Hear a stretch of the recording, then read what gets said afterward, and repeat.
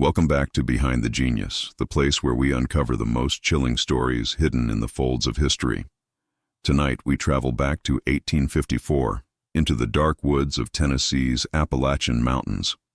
There, in a small wooden house, lived the Williams family, a mother, a father, and their 10 children. But one autumn night, those children vanished without a sound, leaving behind a home filled with cold meals, unmade beds, and whispers in the trees.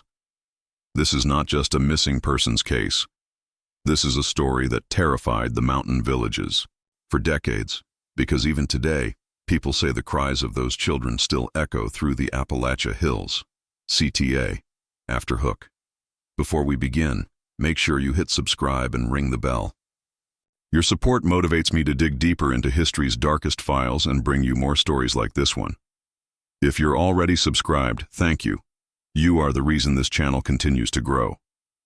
Now, let's step into the fog of Tennessee, 1854.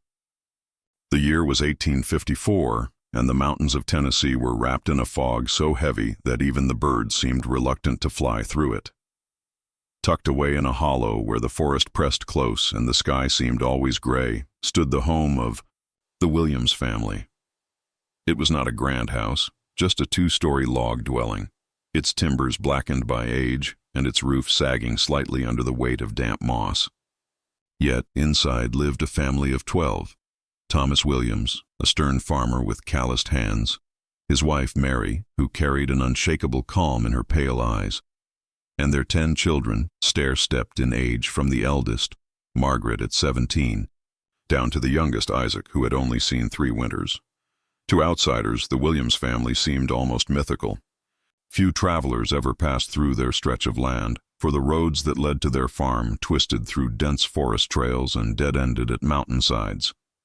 The nearest settlement was miles away, and though neighbors existed, they were scattered, lonely cabins separated by leagues of woodland and silence. Those who did know of the Williams family described them as private folk, people who kept to themselves, appearing at church only on rare Sundays, sometimes arriving, with all 10 children trailing behind like a line of shadows. The children never spoke much to other youngsters. They watched, wide-eyed and solemn, as if carrying secrets too heavy for their small shoulders. The land they lived on was strange.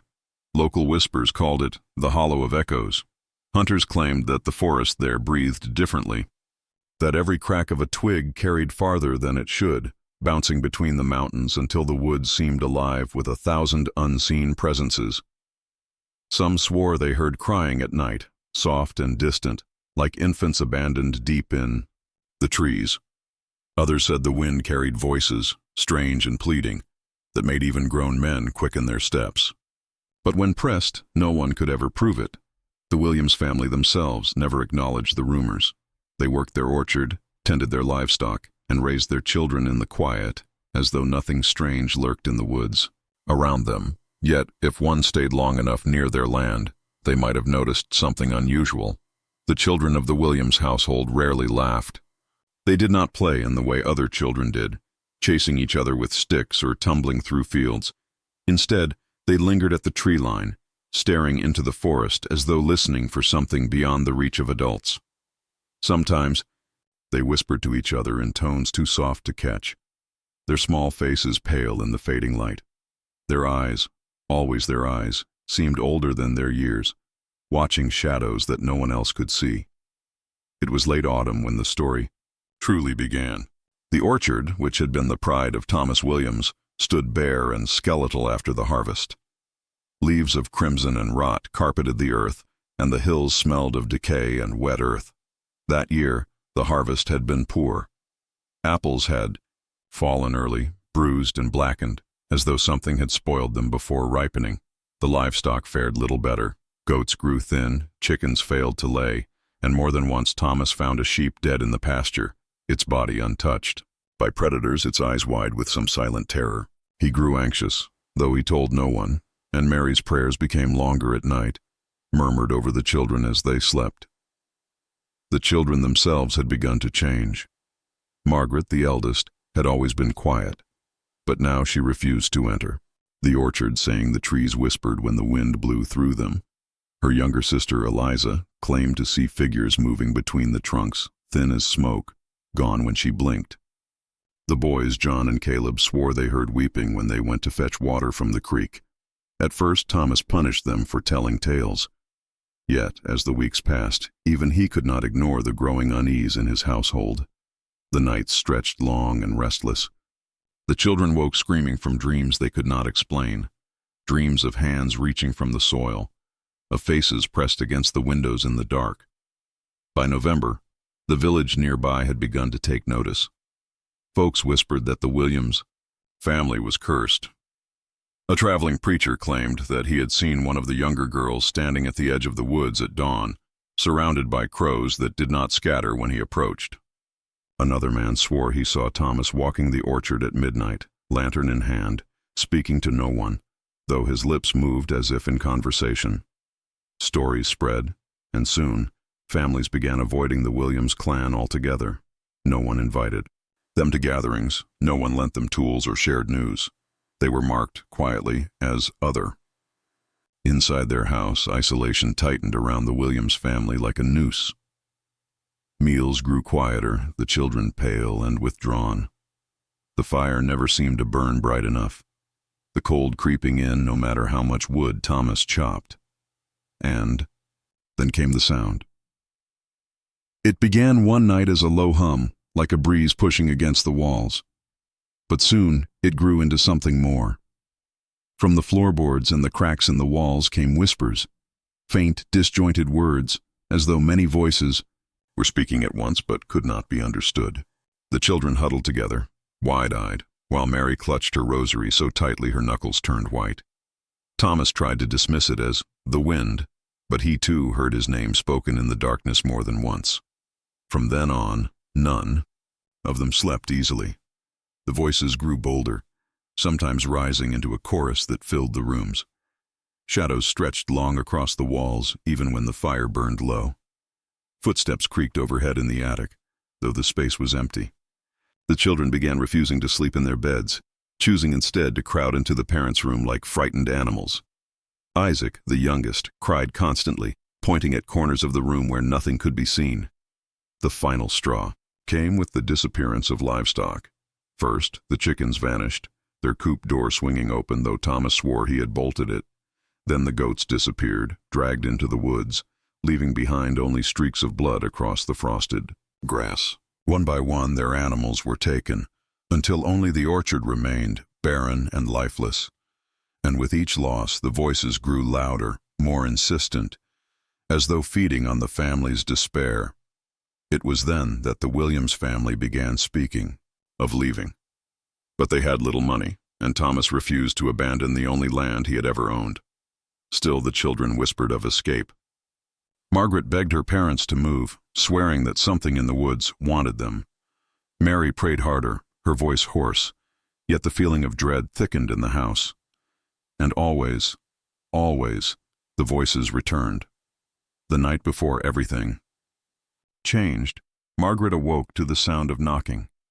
She swore it came from the orchard, steady and deliberate, like knuckles rapping against wood. Rising from bed, she went to the window where moonlight lay pale across the trees. There, at the edge of the orchard, she saw figures, 10 of them, standing in a row, motionless. At first, she thought they were her siblings, but when she counted, her blood ran cold. 10 children, all the same size, all staring silently at the house, their faces obscured in shadow. Behind them, the apple trees shook, though no wind stirred. When Margaret blinked, the figures were gone, leaving only the empty orchard bathed in moonlight. She never told her parents. She simply returned to bed, clutching her blanket, knowing something terrible was coming. And she was right. Because by dawn, the Williams children, 10 of them, each one, would vanish from the house without a sound, leaving no footprints, no trail, no clue. The hollow would fall silent, the whispers gone, the orchard still, but the terror of what had taken them was only beginning to unfold. The Williams homestead was surrounded by thick Appalachian woods that never seemed to end. Even in the brightest of mornings, the trees appeared heavy, as though their branches carried secrets they refused to let go. Life in those mountains was difficult, but not impossible. And for the Williams family, survival had always depended on routine. Wake before the sun, tend to the animals, split firewood, gather water, and prepare for the day. Martha Williams, the mother, was known for her strict discipline, while Thomas Williams, the father, was a man whose silence often spoke louder than words. Together they had raised their 10 children on this land, and until that autumn of 1854, nothing in their quiet existence had suggested disaster. But the unease began in small ways. The youngest, little Joseph, just 4 years old, began waking in the night, trembling with fear. He would point to the window of their cabin and insist that he had heard someone whispering his name from the darkness. The older children teased him, saying it was nothing but the wind, but Joseph's cries were so desperate that even his parents could not ignore them. At first, Thomas tried to explain the sound as owls or the creaking of the trees. But one night, after Joseph woke the entire family with his terrified screams, Thomas himself sat awake by the window. Hours passed, and the forest was still, but just before dawn, he swore he heard something faint. A voice, low and dragging, stretched out like a moan. It said his youngest son's name. From that morning on, Thomas grew restless, his eyes scanning the tree line whenever he stepped outside. The other children began to experience strange things too. Anna, the eldest daughter, spoke of hearing footsteps on the roof of the cabin while she lay awake. Samuel, one of the middle boys, claimed that every time he fetched water from the creek, he felt as though something stood behind him, so close that he could almost feel warm breath on his neck. When he turned, no one was there. At first, Martha scolded them for feeding into foolish ghost tales, but even she could not explain the withering of their crops. The small patch of corn they had worked so hard to cultivate began to rot before it ripened. Pumpkins collapsed into mush weeks before harvest. Chickens that had been lively one evening were found lifeless the next morning, their bodies untouched, no sign of predators, as though their hearts had simply stopped beating overnight. Neighbors who visited remarked on the air around the Williams land. Some said it felt heavy, pressing on the chest like a sickness. Others whispered that the family must have offended God, that such misfortune could not come without reason.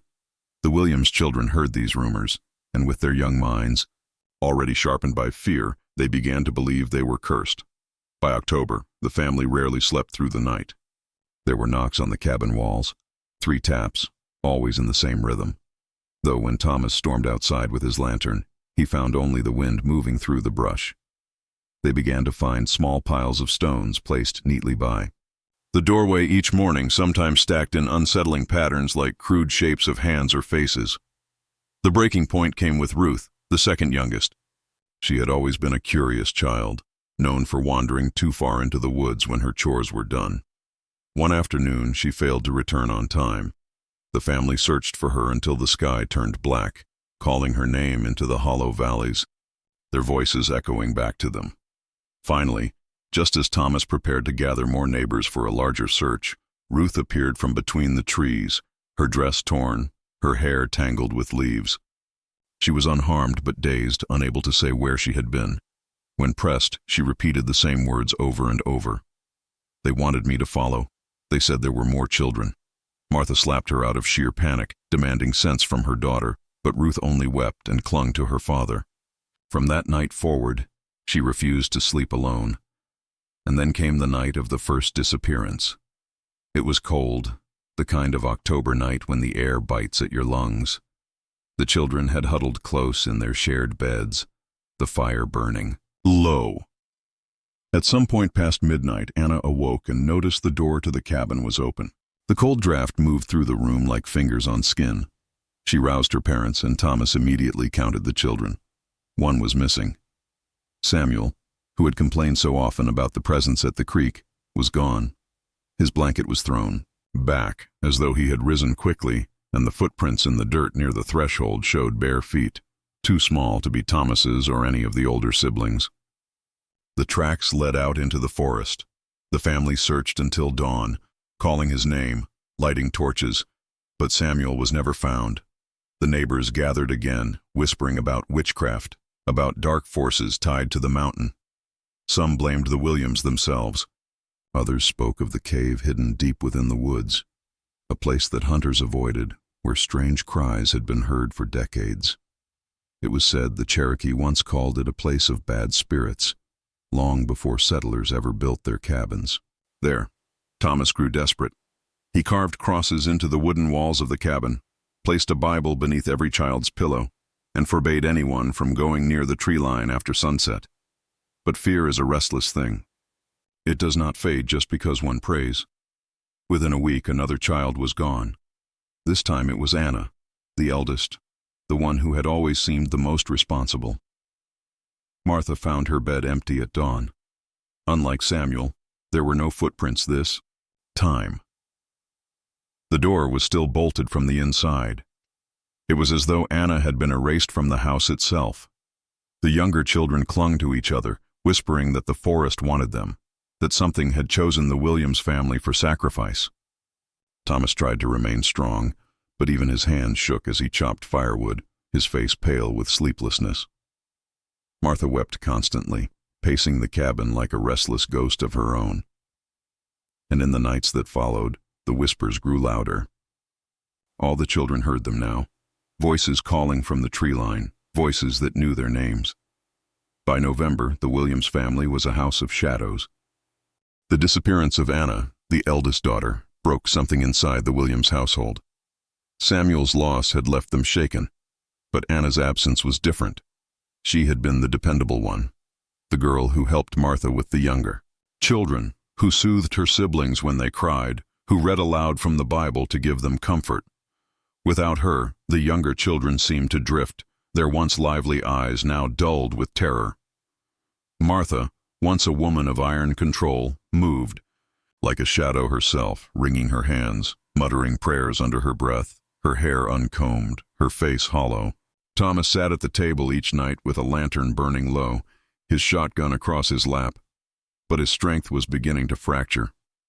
His silence had grown heavier, and even the youngest could sense the fear he tried to bury beneath it.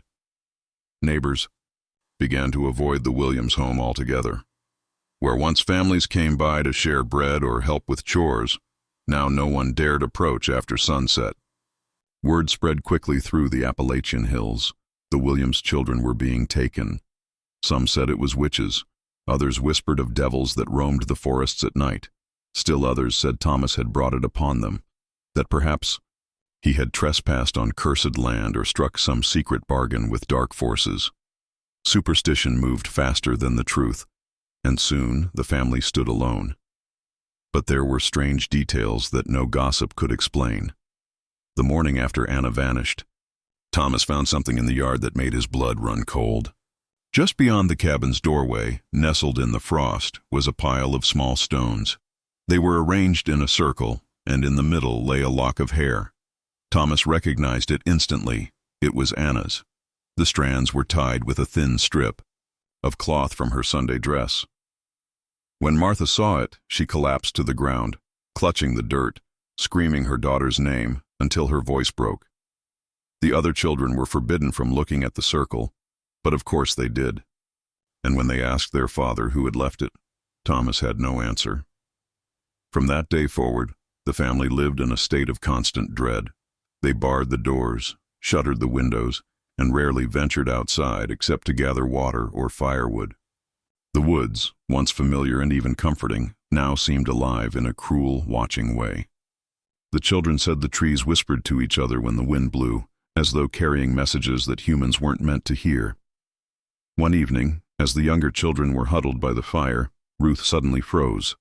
Her little hand trembled as she pointed toward the window. Martha followed her gaze, and for a brief moment, she swore she saw something move between the trees, a figure, too tall, its limbs stretched unnaturally long, standing motionless in the moonlight. By the time Thomas grabbed his lantern and opened the door, nothing remained but silence and shadows. Days turned into weeks, and with each passing night the fear grew heavier. The family began to notice strange noises from the forest, crying, faint but unmistakable, like the voices of children calling out for help. The first time it happened, Martha nearly rushed out into the trees, convinced it was Anna. But Thomas held her back with an iron grip, his eyes wild. "It's not them," he whispered. "It wants us to believe that, but it's not them." Despite his warning, the children lay awake night after night, listening to those cries. Sometimes they swore the voices came from directly outside the cabin walls. Sometimes, they said, the cries even carried their own names. The third disappearance came suddenly and without explanation. It was Benjamin, one of the middle boys, barely 9 years old. He had been sitting near the hearth, carving a small wooden figure with his knife while the others prepared for bed. Martha turned her back for no more than a minute, and when she turned again, the chair was empty. His knife lay on the floor, the carving half finished. The cabin door was still bolted from the inside. There were no footprints, no sound of movement. He had simply ceased to exist in that space. The younger children began to sob hysterically, clinging to their mother's skirts. Martha collapsed to her knees, rocking back and forth, wailing Benjamin's name.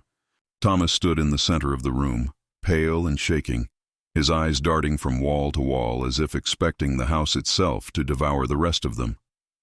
That night, no one slept. By dawn, Thomas made a decision. He told Martha to pack what she could and prepare the children. They would leave the cabin and stay with one of the distant families, no matter what the neighbors thought. But when they stepped outside to hitch the wagon, they found the ground covered with dozens of little piles of stones, each shaped into crude symbols, circles within circles, arrows pointing toward the woods. At the center of the yard was one final shape, a spiral, large enough for a child to stand in. Martha screamed, clutching the youngest children to her chest. Thomas smashed the stones with his boots, cursing, but the moment he destroyed one shape, he noticed another, just a few feet further in the grass. They stretched into the tree line, vanishing among the shadows. That night the family did not leave. Instead, Thomas sat awake by the fire, his shotgun loaded, his lanterns lit. He whispered to Martha that something wanted them to go into the woods. That was why the stones pointed the way. That was why the voices called out each night, but they would not go. They could not give it what it wanted. But the children were already unraveling. Ruth began to speak of dreams where Samuel, Anna, and Benjamin stood among the trees, their faces pale, their mouths open, whispering words she could not understand. Little Joseph cried constantly, refusing to leave his mother's side. Even the older boys, usually brave, began to break down, flinching at every sound. The forest pressed closer each night, or perhaps it only seemed that way. But to the Williams family, the trees felt as though they leaned nearer, their branches stretching like skeletal hands toward the cabin roof. The wind carried voices that seemed almost human, broken and distorted, like the echo of prayers turned inside out. Then, as November's cold deepened, a new horror came. One morning, Thomas found the family's well tainted. The water that had always been clear now ran dark, tinged with a reddish-brown color that smelled of iron. Floating at the bottom of the bucket were small fragments of bone, no larger than a finger joint. Martha fainted at the sight, and the children screamed until their voices cracked. From that day on, they no longer dared drink from the well, relying only on melted snow to survive. The days blurred into one another. The children wasted away with fear, their cheeks hollow, their laughter gone.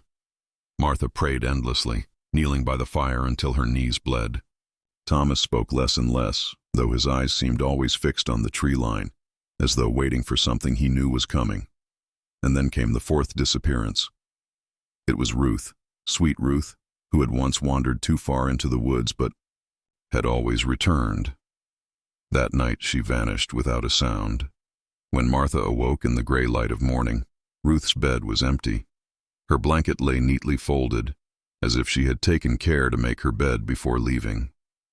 On her pillow sat another, small pile of stones, this one shaped like a cross. Martha collapsed beside the bed, screaming, clutching the blanket to her face. The younger children howled in terror, begging their parents to stop whatever was taking them. But Thomas only stood in silence, his shoulders bowed, his face pale, his eyes hollow. For the first time, he seemed like a man already defeated. The Williams family was being erased, child by child, until nothing would remain. The neighbors refused to come anymore. They said the land was poisoned, that to step too close was to invite the same fate. The Williams cabin stood alone against the Yajas trees, a single flickering light in a sea of darkness, and the voices outside grew louder. By the time Ruth disappeared, the Williams family had stopped pretending they could live as they once had. The cabin no longer felt like a home, but a coffin waiting to be nailed shut. Martha's hands shook so violently that she could barely hold a spoon, and her prayers came out in ragged whispers, broken by sobs.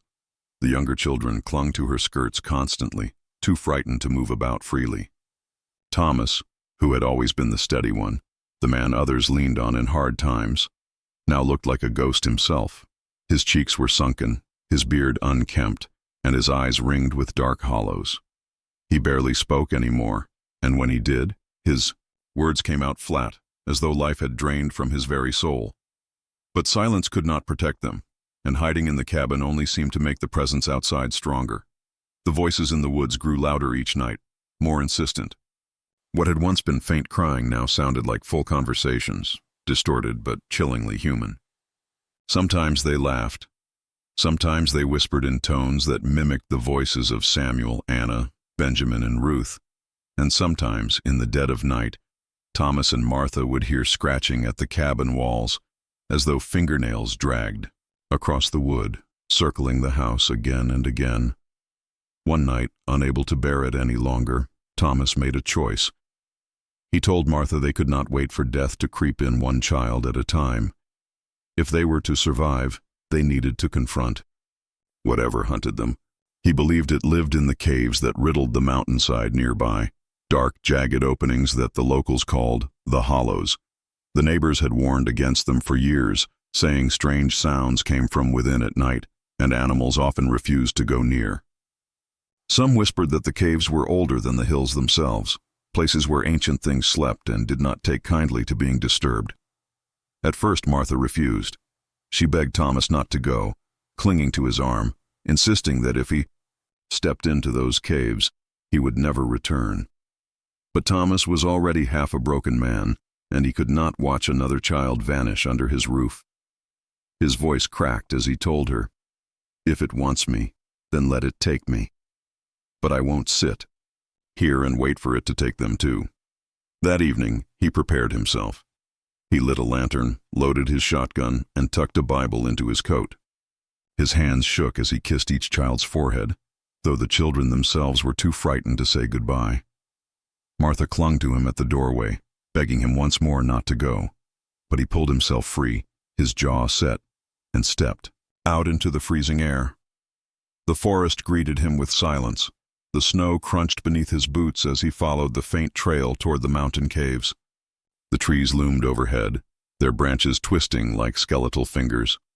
With every step, Thomas felt the weight of the darkness pressing closer. It was not merely the night that surrounded him. It was something heavier, something alive. The air seemed thick, the silence unnatural, broken only by the faint echo of his own breathing.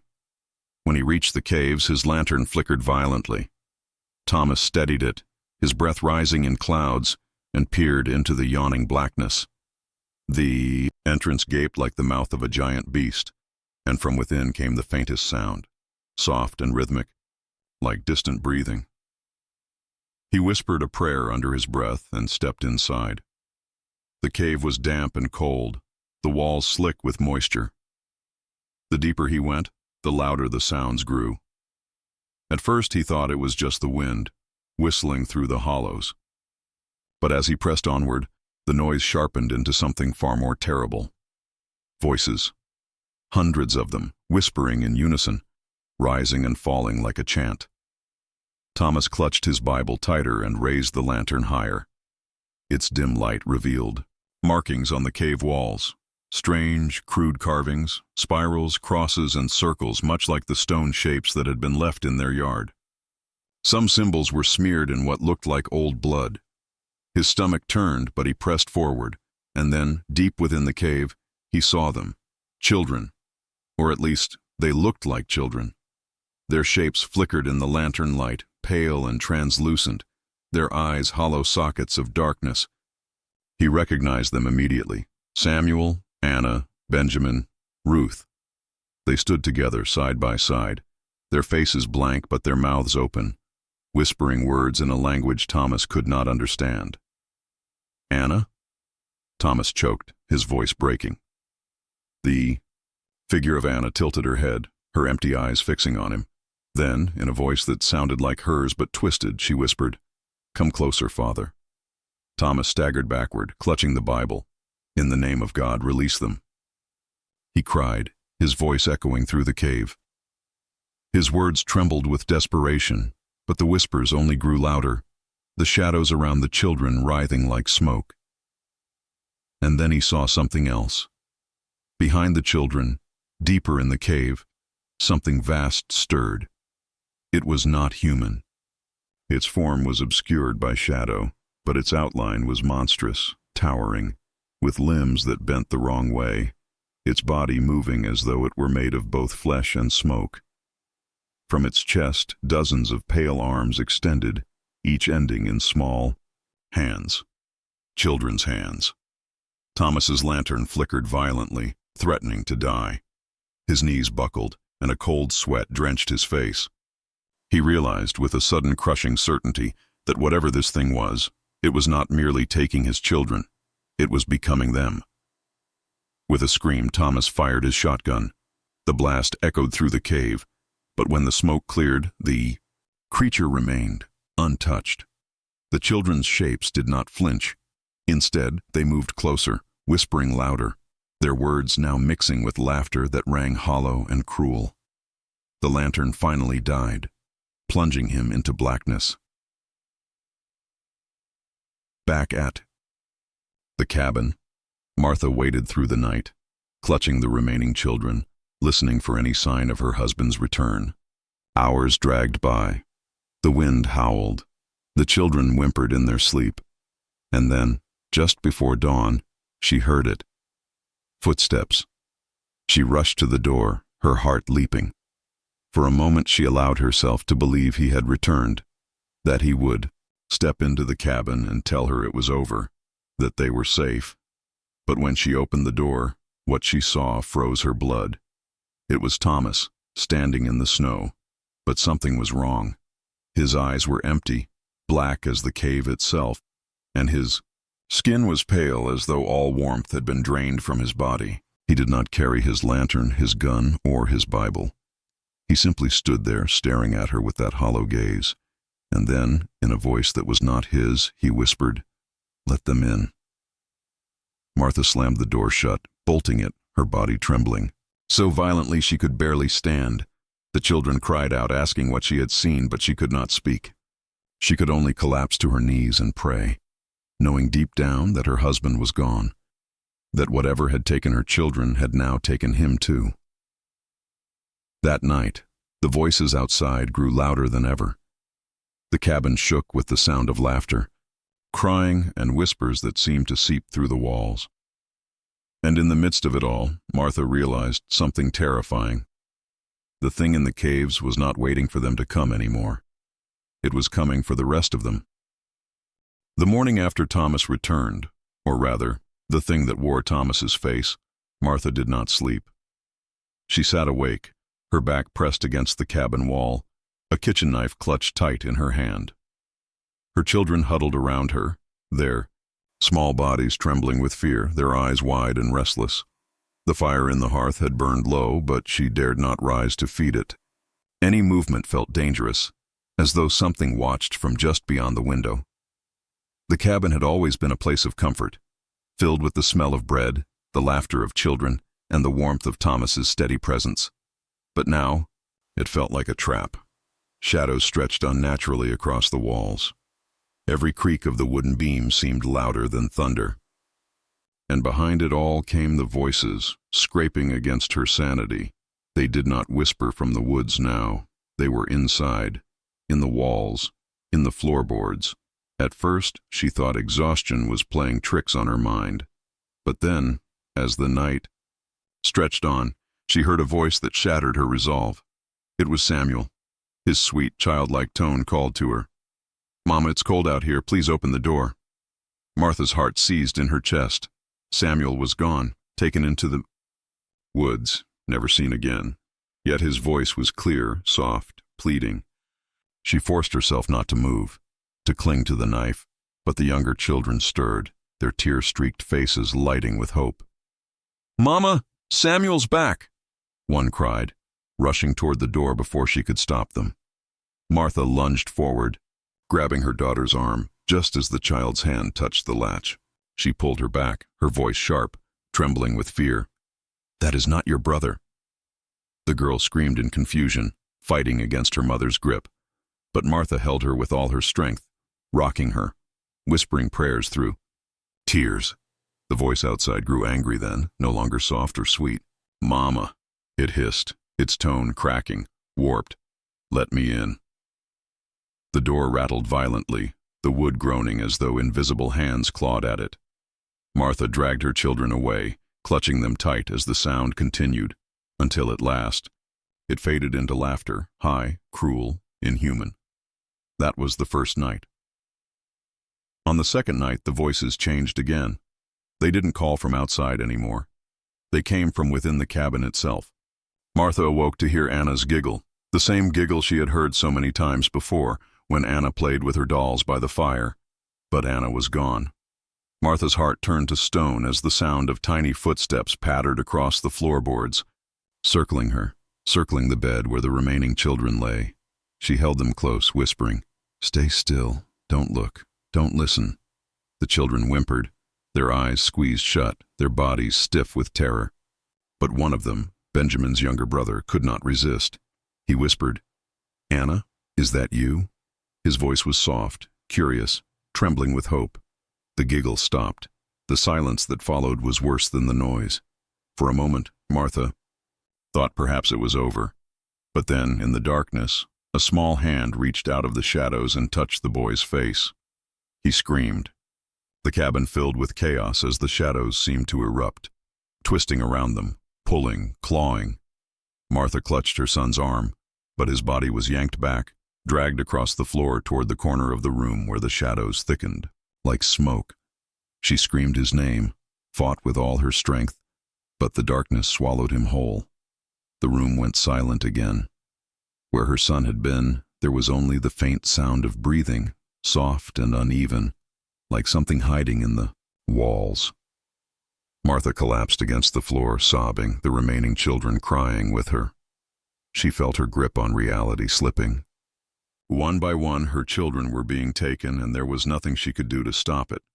Her husband was gone, her home no longer safe, and the God she prayed to seemed deaf to her cries. On the third night, she tried something different.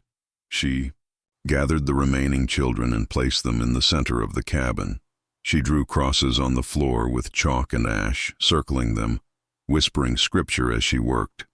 Her hands shook so violently that the symbols smeared, but she forced herself to continue. When night came, she kept the fire burning high, her knife and Bible at her side. For hours the voices whispered, calling her name, the children's names, begging to be let in. Sometimes they cried, sometimes they laughed, sometimes they imitated the voices of the children who had already vanished. But Martha did not move.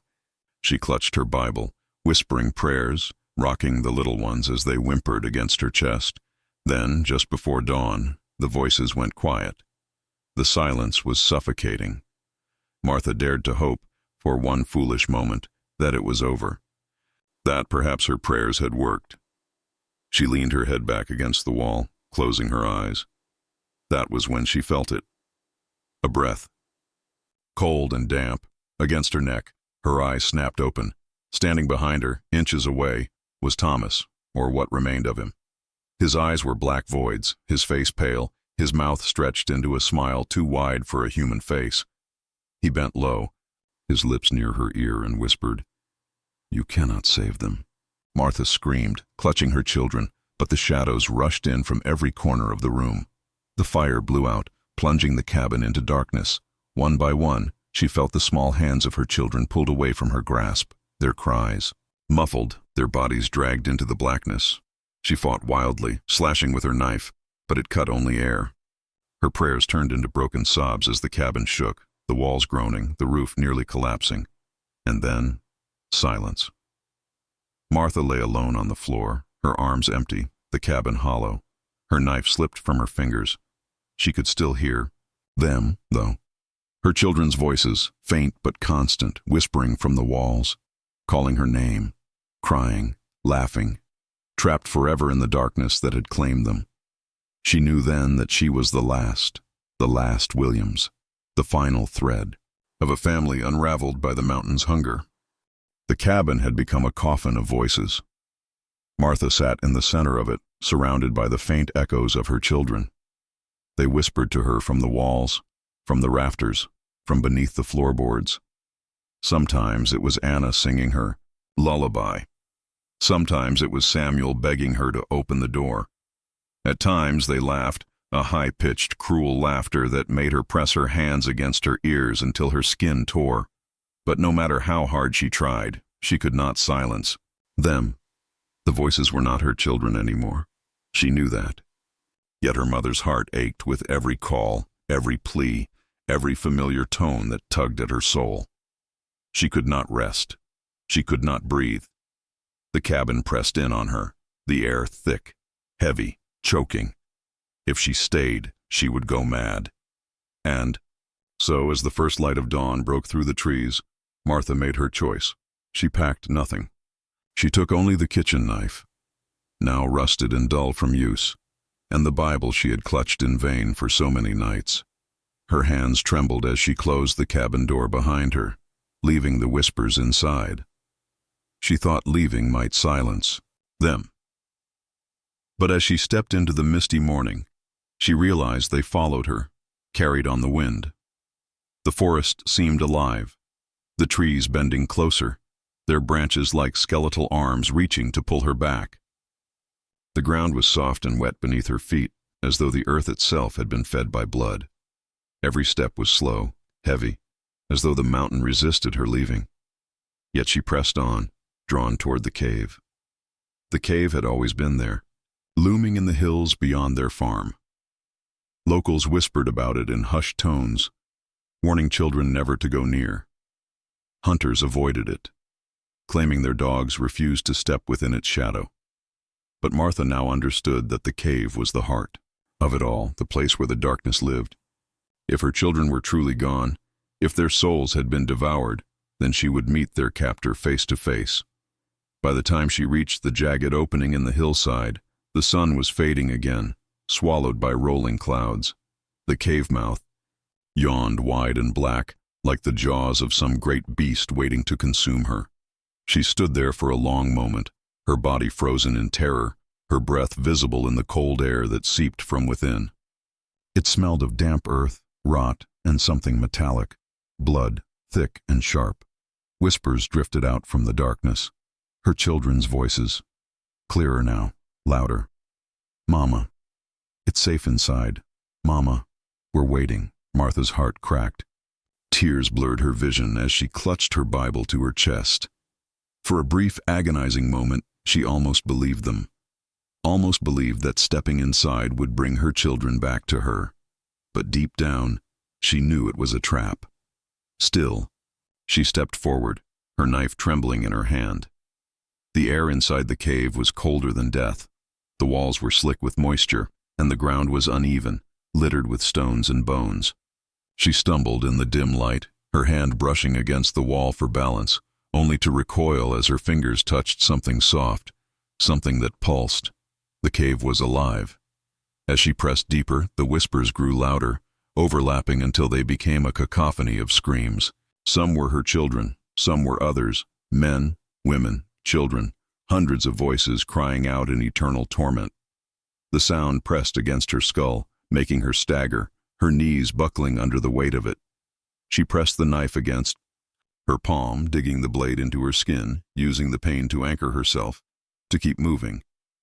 The tunnel widened suddenly into a vast chamber. Her breath caught in her throat. Bones. The floor was carpeted with them, skulls, ribs, spines, all jumbled together in a grotesque display. Some were small, belonging to infants. Others were larger, men and women who had met the same fate. They crunched beneath her feet as she stepped forward, her stomach heaving at the sound. And in the center of the chamber, rising from the pile of bones like a twisted altar, was something that defied reason. A figure, shifting, writhing, impossible to define. At times it looked human, with arms outstretched, faces forming and dissolving across its surface. At other times it was nothing but shadow and teeth, a void given form. Martha fell to her knees, her body trembling violently. The whispers stopped. The cave was silent, oppressive, suffocating. And then the thing spoke, not in one voice, but in many. "They are mine." The sound reverberated through her bones, shaking her soul. She clutched her Bible, screaming through her tears, "Give them back! Take me instead!" The figure laughed. It was not a sound made for human ears. The walls of the cave shook, stones falling around her as the laughter grew. "They are already part of me. Their bones feed the mountain. Their voices fill my lungs. There is no giving back." Martha's sobs racked her body. She lifted the knife, weak and desperate, and rushed forward, slashing at the figure. The blade met resistance, cutting through shadow and flesh that was not flesh, spraying black ichor across her hands. The thing recoiled, its laughter twisting into a roar of fury, the voices of her children crying out in unison. "Mama, why did you hurt us?" Her knife clattered to the ground. Her body collapsed onto the bones. The weight of her grief crushed her, her will shattering. She curled into herself, her Bible slipping from her fingers, the pages fluttering open on the ground. The whispers returned, soft and tender now, as though mocking her despair. "Mama, stay with us. Mama, we're not lonely anymore." She closed her eyes, her tears soaking into the bones beneath her. She wanted to fight. She wanted to believe her children could be saved. But as the darkness enveloped her, pulling her deeper into the chamber, she realized the truth. There was no saving them. The mountain had claimed them, as it had claimed so many before, and now it would claim her too. The cave closed around her. Her final scream was swallowed by the mountain. And that, dear listeners, is the chilling tale of the Williams family of Tennessee. 10 children swallowed by the mountains, and a mother whose grief led her into the very heart of darkness. To this day, locals whisper that if you wander too far into the Appalachian woods, you may hear children calling your name. Some say it's the wind. Others say it's the Williams children, forever trapped, waiting for another soul to join them. What do you believe? Were the children victims of something supernatural hidden in those caves, or was it madness, grief, and the cruelty of the wilderness that sealed their fate? Share your thoughts down below. I want to hear your theories. If you enjoyed this terrifying journey into forgotten history, make sure to subscribe, like the video, and turn on the bell so you never miss another dark tale from the shadows of the past. And remember, sometimes the scariest legends are the ones carved into real history.